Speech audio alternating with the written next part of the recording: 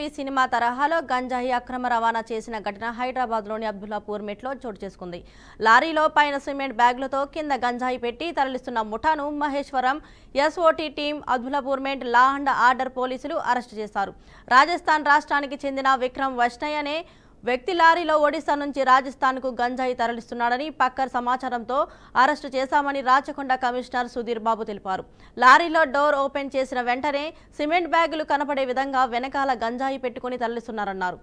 వారి దగ్గర నుంచి 6,25,00,000 విలువైన 1,210 కేజీల గంజాయిని స్వాధీనం చేసుకున్నామని వెల్లడించారు.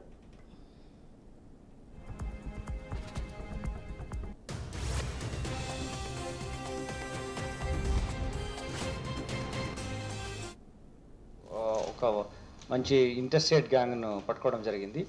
ఇది ఇంతవరకు రాచకొండ కమిషనరేట్లో ఇంత పెద్ద మొత్తంలో ఇంతవరకు ఎప్పుడు సీజ్ కాలేదు. 1210 kg ఆఫ్ గాంజాని అంతా కలుపుకుంటే 6,25,00,000 టోటల్ ప్రాపర్టీ అది సీజ్ చేయడం జరిగింది.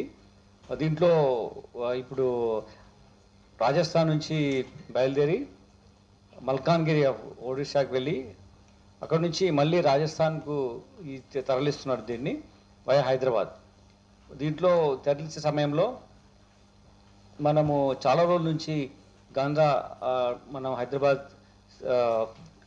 సిటీ అండ్ ట్రై కమిషనరేట్లో ఎంటైర్ రాష్ట్రంలో కూడా డ్రగ్ ఫ్రీ స్టేట్ చేయాలని చెప్పేసి honourable CM other senior officials of department చాలా కమిటెడ్గా వర్క్ చేయాలనే ఒక మోటివేషన్ మామూలులో